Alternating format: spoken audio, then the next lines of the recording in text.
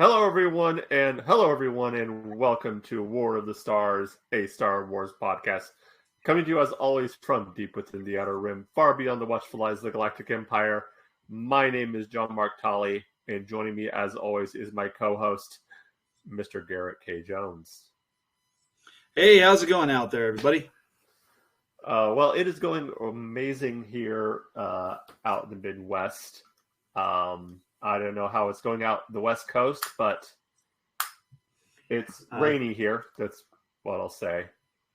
The rain would be nice. It would be very welcome. Today it has been really cold and really, really windy. It got to the point where I was walking across the high school campus where I was working today, and the wind was so powerful that I actually was getting resistance. It was actually pushing me back.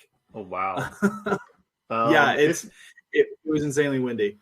It has been actually really warm here today, unseasonably warm here. It's been like the last few days in the almost in the 50s. It's supposed to get up in the 60s, but it's been windy and rainy tonight, but it's still been really nice. It's 51 degrees right now here in central Illinois.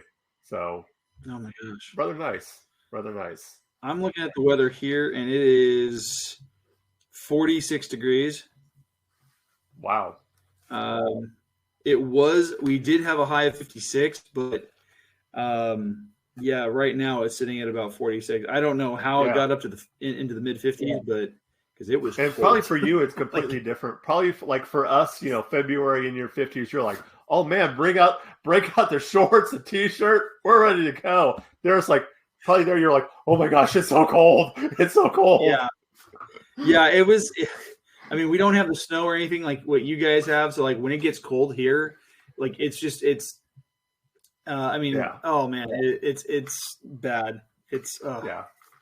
Well, we're not here to talk weather. We're here to talk Bad Batch season 2, and we have 3 episodes to go through. So buckle up, Buttercups. That's right. It's gonna be 6, 7, and 8. Yes. Well, let's start with episode 6, Tribe. Again, kind of a standalone. They've been doing a lot of standalone episodes. They have, and some of them have been. I think we've talked. A lot of them have been really good, really fun. Building character. There have been a couple ones that are okay.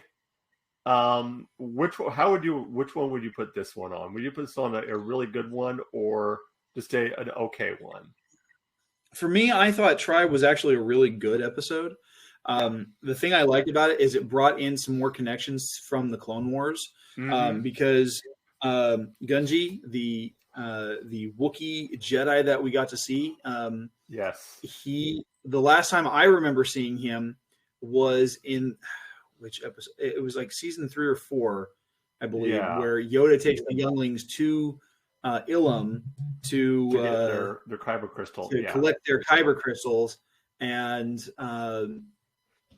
so that they can start building their own lightsaber as part of their trials, and he was a cute little Wookiee. I mean, he was like a little teddy bear, and now he's become a very powerful Force user, and I think it's really cool to see him. He's a little bit older, he's a little bit more experienced, and we get that to follow up with him. And I'm very glad that he survived Order 66. Yeah, and I like the fact that they when they take him back, to Kashyyyk. I like the fact that they mentioned that. You can see that he's looking around, and they mentioned the fact that he hasn't been here since he was little. Like he probably doesn't remember Kashyyyk. Yeah, I like the fact that they talked about that. This is his home world, but that's his home world, but he doesn't remember anything about it. Because even at that at that stage when Order 66 happened, he was probably maybe just had become a Padawan, if that. He might have still been a youngling getting ready to become a Padawan when Order 66 happened. So his entire existence, his entire life has been at the temple. Yeah. And with maybe going off world every once in a while, but basically just, lived his entire life inside the temple. And that's one of the things I liked about this episode is that, like, not only do we get this follow up on this character, but like you see there's kind of a resistance to wanting to accept the Bad Batch's assistance, because all he sees are clones, and while they look different, he's used to the clones kind of taking on different accessories and things and names to just kind of make them more individuals. But here we're seeing that he really is struggling to trust them. Like he doesn't sleep when he's on the ship because he's afraid that they're gonna kill him, space him, whatever. But then they help him, and he sees them help. He sees them fight the Empire, and so that makes a big difference for him. Yeah. I thought it was just, I loved seeing Kashyyyk again. I thought that was really cool. I do too. And seeing and getting a little bit more of the culture of the Wookiees. Seeing that a little bit more, the connection to the trees, the connection to, their connection to the planet, everything like that was really cool. And now I'm going to throw this out here. There's been a lot of speculation, and just on your opinion, is Omega force sensitive? Is she a force sensitive? I think she might be. I think they're hinting at it without up front. Yeah, I think this is where they're going to try and tie this in with the sequel trilogy, with Palpatine experimenting on making force-sensitive clones. I think that's how they're going to tie in him trying to clone himself. That right now with Grogu, with them doing the experiments on Grogu, because we saw in Mandalorian season 1, we got the guy there with it. They're going to vivisect Grogu. They're going to take his blood, and one of the what's his name had the cloner patch on his uniform. So I think that's what they're all these are trying to tie into the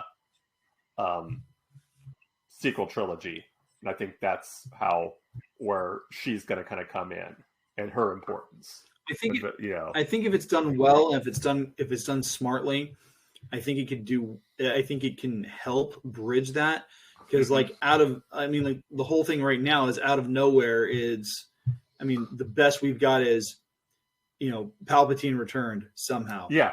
And somehow Palpatine returned. Even Poe Dameron's delivery of that line is just like really lackluster and really like, really, this is the direction. If you watch the Screen Crush breakdowns, he does that as a joke. He'll bring that in as a joke.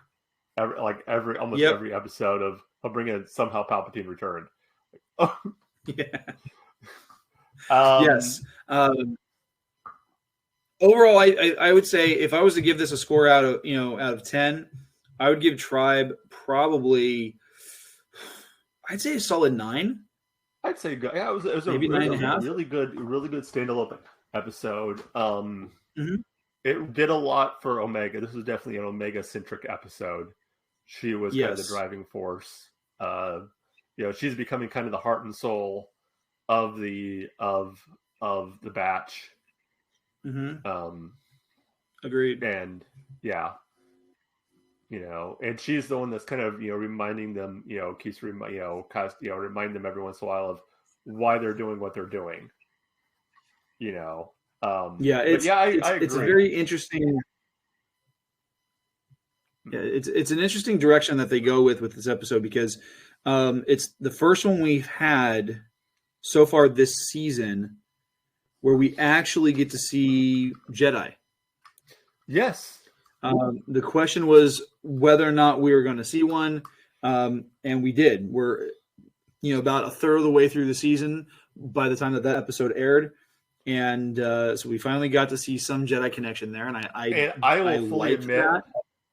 I had completely forgot about Gunji. So I saw the Wookiee, I'm like, oh, it's a Wookiee. Yeah, me too.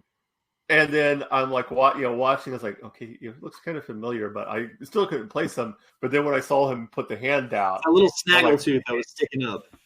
And then I didn't notice that either, but I saw him use the hand motion to use the Force. I'm like, oh, he's a Jedi. Oh, yeah, it was really. I saw this one with my daughter too, so that was really, really fun, and she thought Gunji was really cool.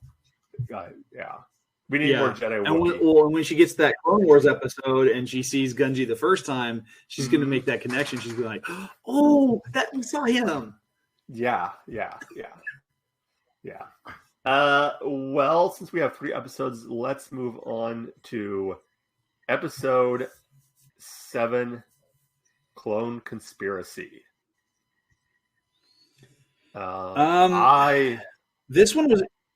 This was interesting, but I wasn't a big fan of this one. Really? Interesting. Well, I like the fact that, for one, it's an episode where the Batch doesn't even appear. Yes. They don't even show up. Yeah. And I do like the fact that they take that risk and they kind of step aside from what's going on with the main story to show you this side story that connects back to what we've seen so far in the last season and a half. And I like the fact that they've brought forward things that have been mentioned in passing in like different episodes, like mentioning this recruitment bill. You've heard this mentioned different times throughout the series in this season so far, and it's culminating in these next 2 episodes. I think this is definitely one that, if you're not a fan of the political side of Star Wars, of all the high politics and stuff like that, you may not be a fan of this one. But if you are, then this is I really like this episode. I liked the senator character. I like that they're showing the transition from the Republic to the Empire, and how at this time it looks like the Emperor still needs the Senate. Like it hasn't got to where it is at Andor, because if you remember in Andor, the scenes where they show the Senate, there's nobody there. Like Mon Mothma speaking to like an empty chamber, and at this point, it's still full. They're still debating stuff. The Emperor's still needing the Senate to kind of facilitate these new laws and pass these new laws, and give it at least the semblance of the old Republic still being there. And because we haven't, because like it was at the start of episode 4 the film episode 4, A New Hope. That's where we get the first inkling or the first indication that this government is really, really, really sketchy, because there is a passing comment from Tarkin that the Emperor had disbanded the Senate completely. Like he just makes a unilateral decision as Emperor to disband the Senate, which at that point he's no longer dealing with pretenses anymore, because the Rebel Alliance has become too much of a threat. Why waste time in bureaucracy when he can just hand down judgment as the supreme ruler? Well, I think it was interesting to see that so many of these clones are starting to question. We even heard that mentioned in the first season from Rex, that is this season from Cody, the beginning of this season. More and more clones are starting to question, and to see that, and to see and even parallels. There's so many things to unpack, I think, in this episode. Parallels with today's world, of the way that the clones are treated compared to the way our veterans are treated. Just so many great parallels. And how Palpatine is using these insurgents and these little rebellions as an excuse to build a new army. Yeah. Because even not Mon Mothma, because she's not in this one, but or Bail Organa makes the comment of, and a couple other senators do, say the war's over. Why do we need an army? The war is over. And the excuse is like, well, we have all these insurgencies happening. We have all of these different pockets of resistance that are happening. We need a strong military to protect us. We still have these pockets of separatists who are still hanging on to the old ways. Yeah. All these excuses in the past, in the Republic, those would have been dealt with by the Jedi. Right. The Jedi would have handled those instances and mediated those and worked something out. But now with no Jedi, and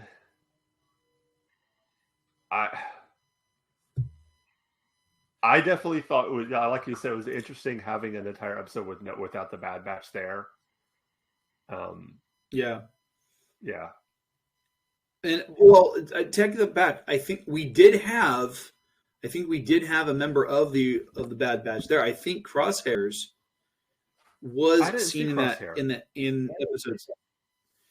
Well, remember the guy that Rex, the clone that Rex was talking to at the beginning when they walked out of that cantina and gets gunned down. It was a sniper.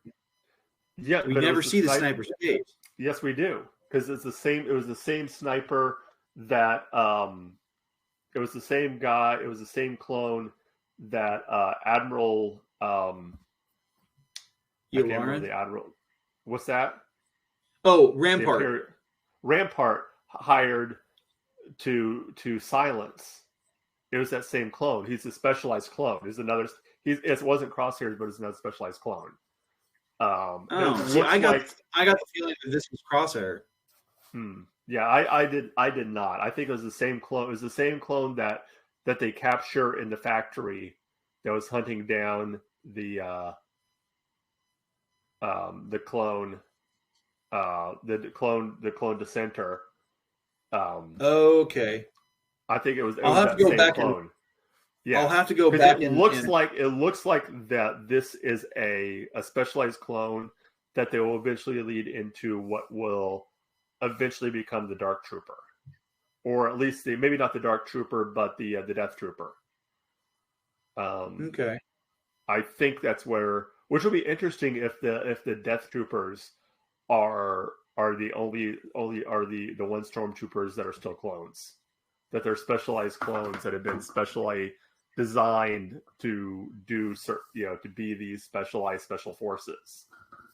Yeah, it would be interesting. I think it'd be really cool to see how that plays out. But yeah, regardless, it's interesting because I think this is probably the most fleshed out part of Admiral Rampart's character that we get to see in these, at least especially in these two episodes, because we're seeing a guy who's military. He has no business working in politics, but he's operating as like some kind of a liaison for the military with the Senate, and he's showing up at these Senate meetings, and there's no reason for him to do so. Yeah. It's and so. You're right. It's interesting to see that. Yeah, definitely. Sorry, it's okay. But it's been a long day. Fighting that wind. What I thought was interesting though is we get this great characterization from Rampart. Like, there's a bit of he's a bit arrogant, and we see that a lot with Imperial operatives and agents, and especially the higher ranking they are, the more confident they are in their own abilities.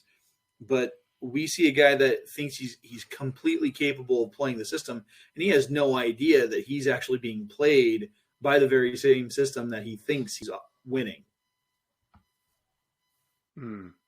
But I don't want to jump ahead because we haven't talked about episode 8 yet. No. Yeah. It was. Now, I guess the senator showed up in a Clone Wars episode, but I do not remember her. I'm actually looking it up.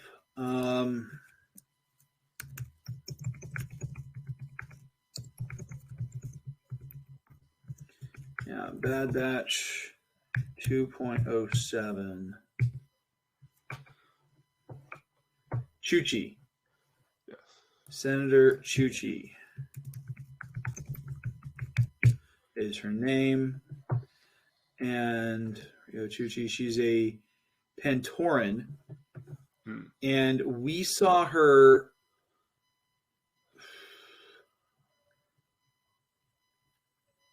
She actually shows up in several episodes. Really?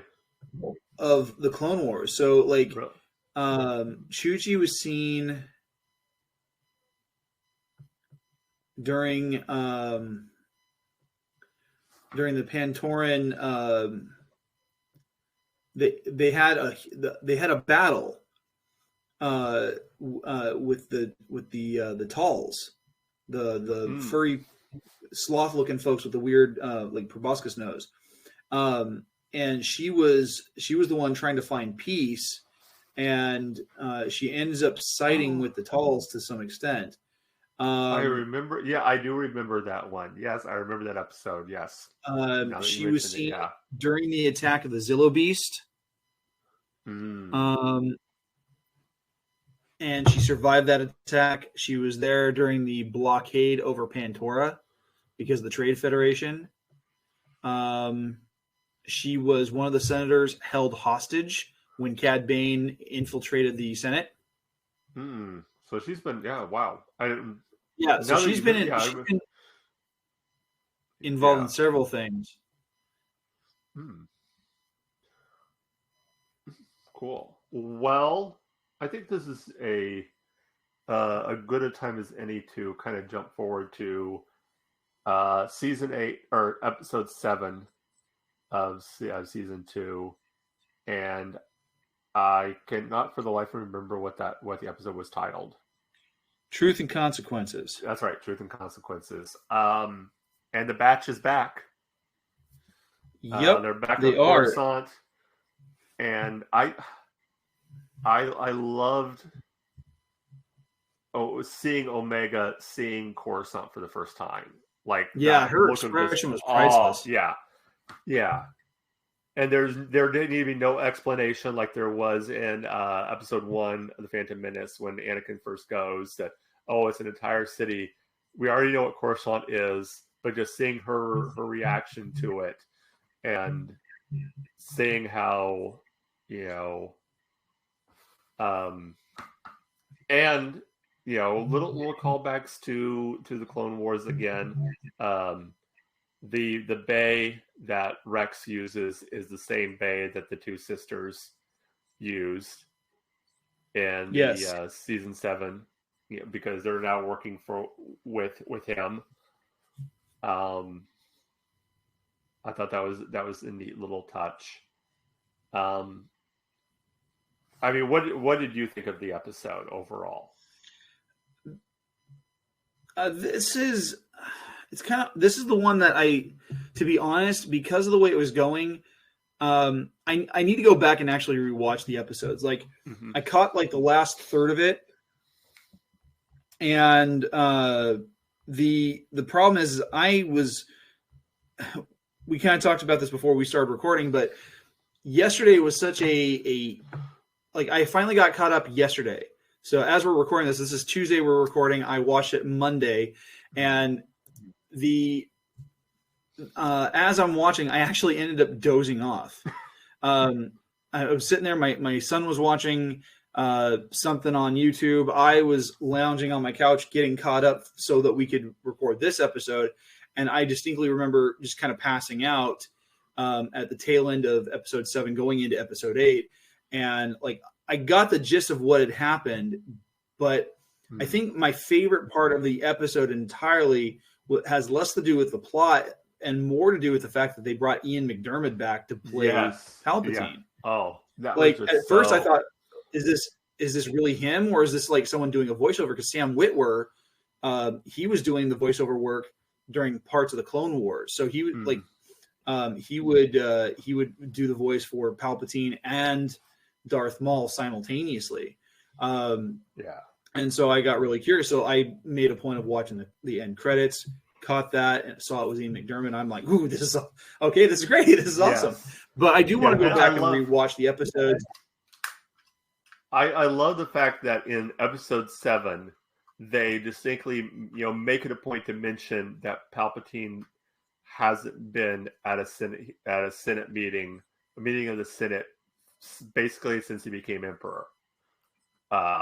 And how different that was compared to when he was Chancellor. Because it's almost like in Chancellor, you were expected to be at every meeting of the Senate, every time the Senate got together, you were expected to be there, and the fact that he hadn't. So when he does show up at the end, which, spoiler alert, just showing that it throws everybody off. Yeah, everybody's like, what? And the fact that he is not just 3 steps ahead, he's almost playing, 10 steps ahead. We're playing checkers. He's playing a completely different game. Yeah, everybody else is playing checkers. He's playing 3D chess. Yes, I like that. It's just, but yeah, he is just so far ahead of each other, and using what it makes you wonder: was this his plan all along to throw Rampart under the bus, or was that just this happened, so let's just it's so given what we know about Palpatine and the way he operates, I think it is very clear that he had intentions of, if the opportunity became necessary, to throw Rampart under the bus.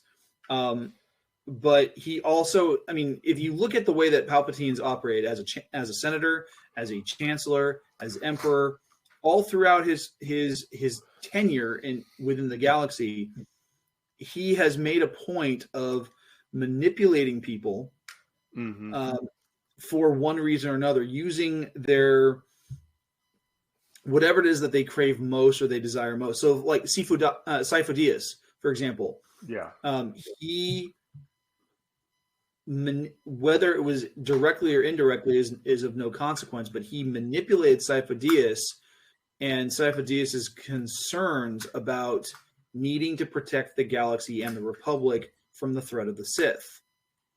And since Palpatine was already playing every side possible, Sifo Dyas just fell into the trap and built him the army that he needed.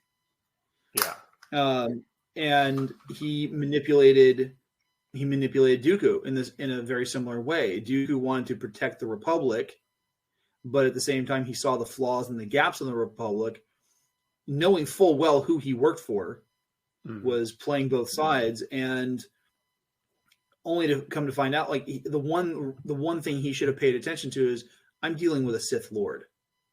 If I become his apprentice, if I become his student, he is eventually going to kill me, because that's what the Sith do. If I don't kill him, he'll kill me.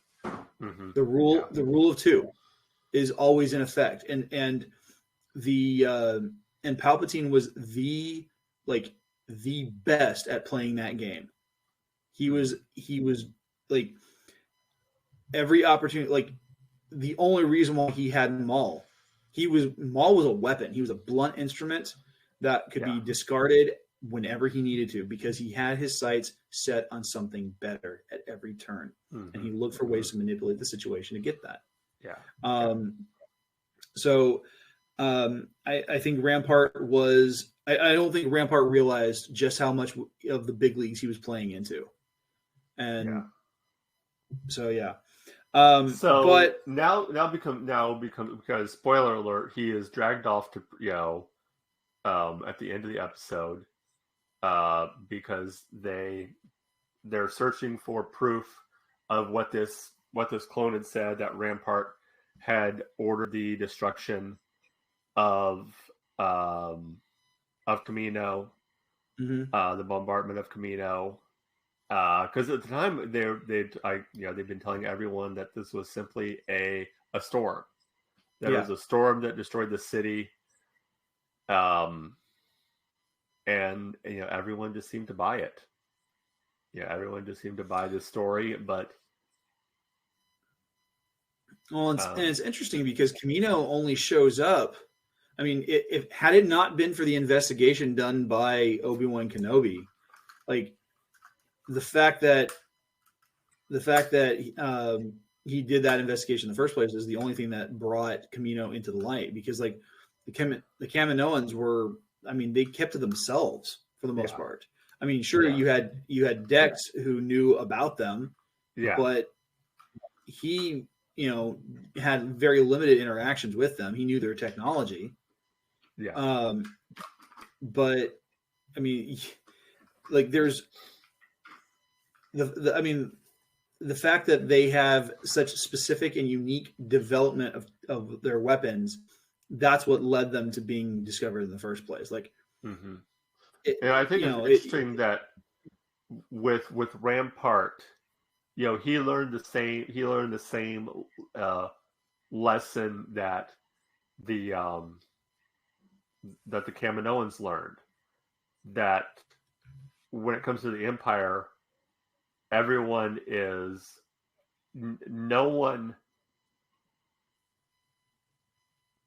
expendable to the Empire. The Kaminoans sat there and it's like, well, they need us because we're the only ones who know how to do these clones. We have all the facilities. Yeah. We know how to do it. And they learned the hard way. Like, we don't need you. The process can easily be studied and duplicated. Yeah, if we need that, we can do it ourselves. But I loved how once that came to light, how like, okay. And then he how the Emperor manipulated that as still a reason to still say like, well, these clones, they followed orders far too easily. They were more than willing to, so that's why we need Imperial stormtroopers, because and just caught everyone just like you said, completely off guard, completely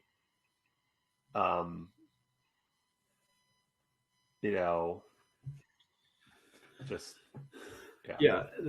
the thing I like a good conspiracy because it plays into the mystery, and I think that's why the prequels did so well during their run, because there was that mystery, there was that conspiracy going on at the heart of everything.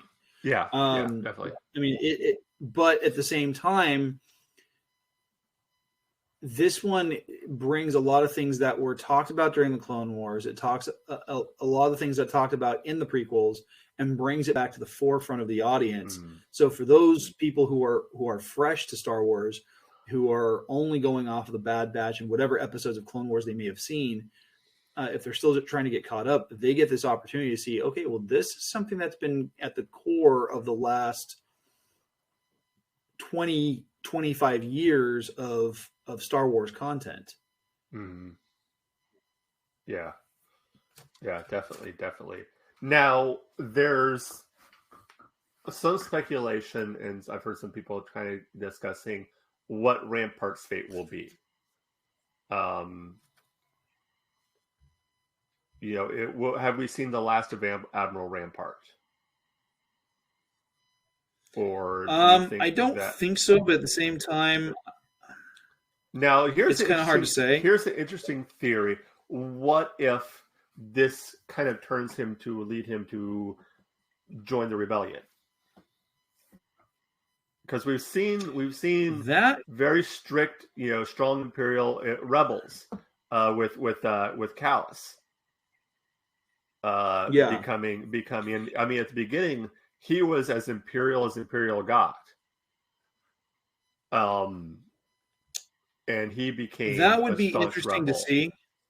That would be interesting to see. But I don't. we've seen other Imperial officers, join the cause for whatever reason. So that would be an interesting turn. Yeah, I agree. I don't think we've seen the last of him. And I thought it was interesting. He Yeah. used the same excuse that so many others from other, when caught doing, some horrible crime, that other people have used. I was just following orders. Yeah. And it's like, yes, you were just following orders, but so were the Nazis, so were the so were the Soviet soldiers, so were so many other people who were just doing awful things. Yeah. So it's not an excuse. No.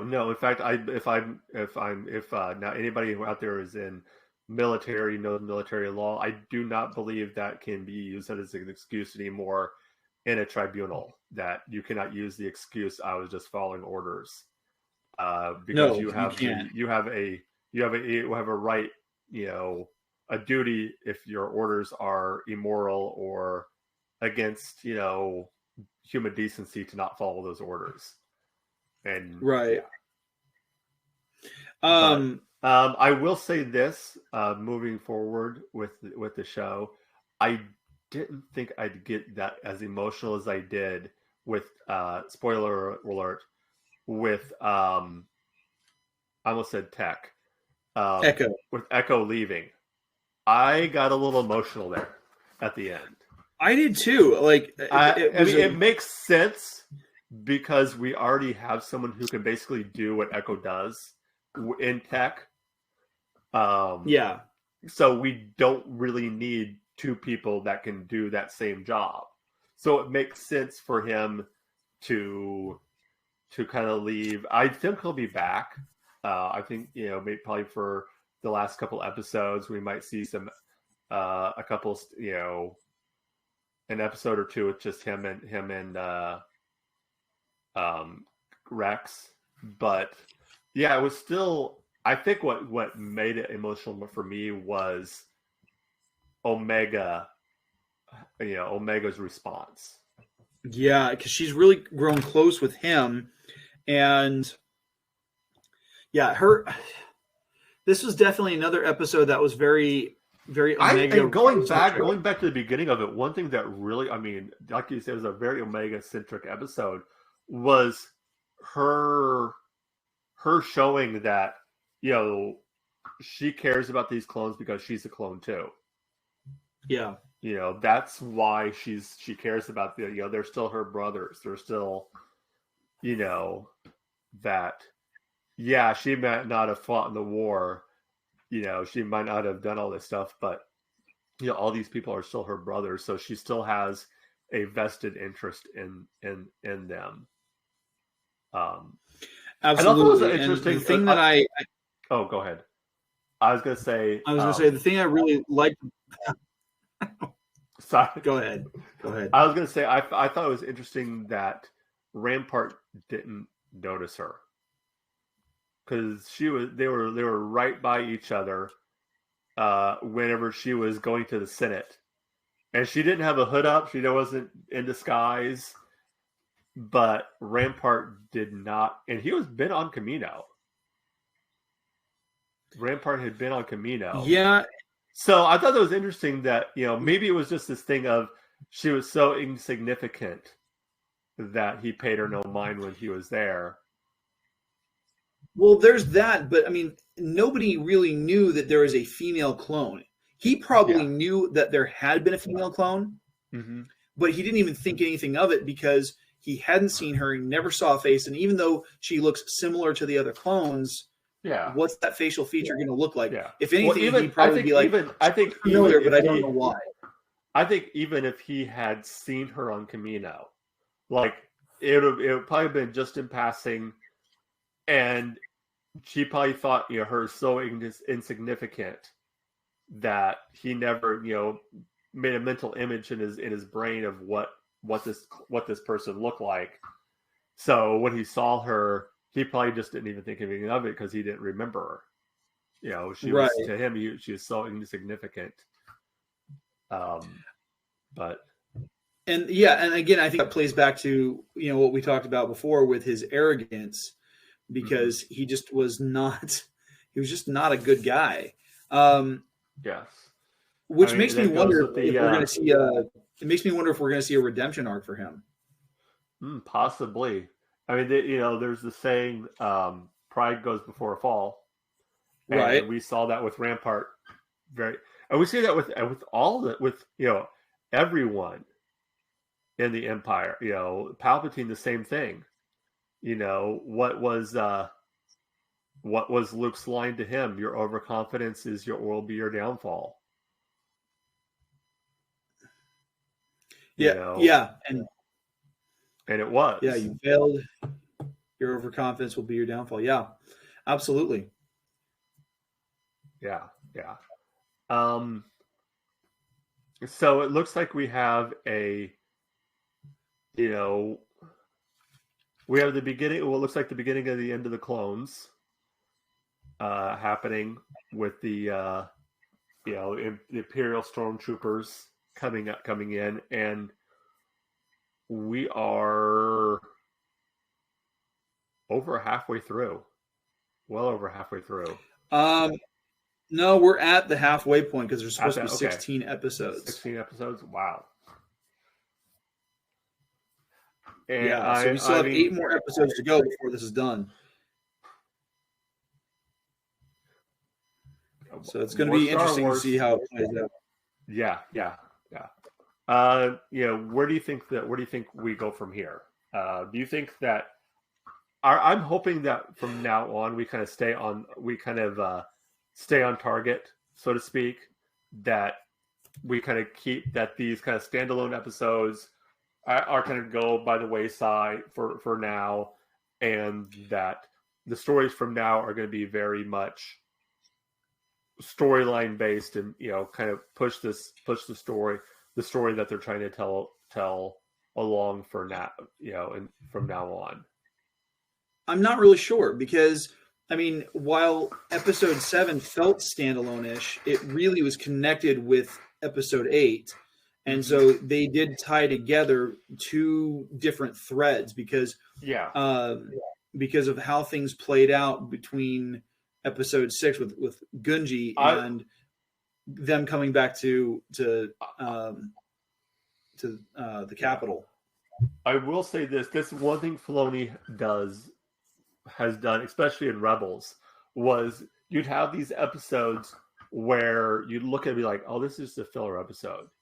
This was, you think it was just a filler episode, but then 2 or 3 episodes down the line, he would connect it back, and you'd be like, oh, okay, that's where, you have the episode in Rebels with the space whales, and everybody was like, oh yeah, that's just a standalone episode. You had another one where you find out, Ezra has connection with animals. Oh, okay, that's just standalone. But then everything connects back at the the last episode. You're like, okay, that makes sense now. So that's one thing that I think Filoni really good at doing, is having these episodes where you think like, oh, this is just a filler episode. But then 2 or 3 episodes down the line, everything will connect and everything will make sense as to why this happened. So I think we might call it a filler episode, but we need to kind of maybe take a step back, and once it's all over, look back and think like, okay, where did all these connect at? Right. And I'm really curious to see where these threads go, because like you said, we're seeing the beginning of the end of the clones. We're seeing Rex and Echo going off to do their own thing, because eventually Rex is going to become the Rex that we see in Rebels. Yeah. At some point. I mean, he's already got the beard going, which looks good. But then we're going to. I'm curious as to see where this connects, because there's still a number of years between where we are in Bad Batch and where Rebels picks up. Yeah. Yeah. I am too.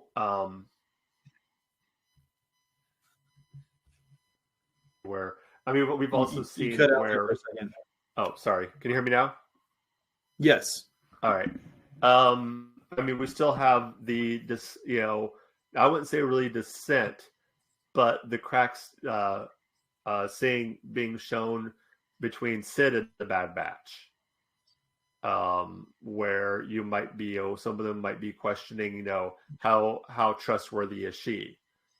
You have all these different little storyline arcs that will, hopefully in the next, few episodes, we'll start seeing resolved.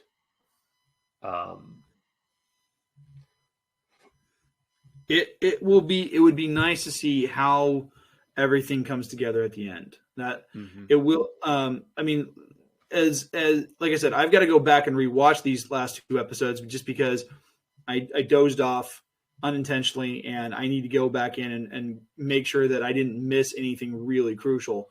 Because, like you said, Filoni is really good at putting out those little breadcrumbs that, while they may seem unimportant at the time, they are much more important, much more intrinsic to the overall plot than we realize.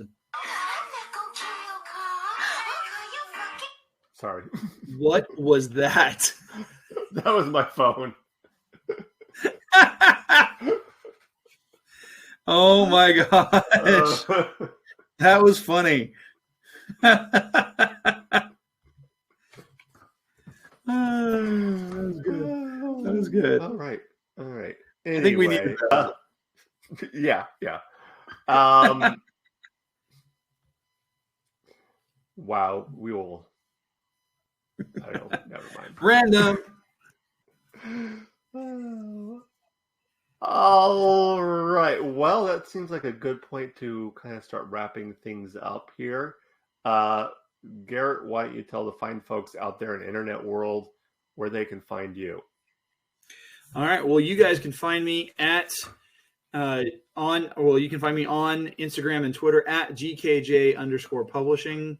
I post about the books that I write, The Archives of St. Grand. Book 5 is out now. And then you can also connect with me on YouTube at GKJ Publishing. No underscore in that one. I do a show called The Right Way where we talk top 10 book recommendations, author interviews, and I do monthly creative writing tips right now focused on world building. And I'm using Avatar: The Last Airbender as the lens for that. And I actually have my 200th episode coming up next month on March 18th. I'm really looking forward to that.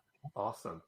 All right. As for us right here, if you want to get a hold of us, the best way to do that is through our email, warofthestars1@gmail.com. That is also our Twitter handle at warofthestars1. You can find us on Facebook and Instagram. Just search War of the Stars. Also, if you want to check us out on our podcast, which obviously if you're listening to, you want to do, just search War of the Stars, a Star Wars podcast, wherever you find your podcast. Look for the War of the Stars logo, and that's where you can catch us at. If you want to support the show, patreon.com/War of the Stars, or buy some of our merch. Please buy our merch. We need money. Just go to spreadshirt.com/War of the Stars. There's dashes between all of the words War of the Stars. Check that out. Link is on our Twitter bio for that. Definitely check that out. Really cool stuff. I believe that is it. I believe I hit everything. I think so. I think so. All right. As for us, remember, this is not just my Star Wars. This is not just your Star Wars. This is our Star Wars. Until next time, may the Force be with you. This is the way.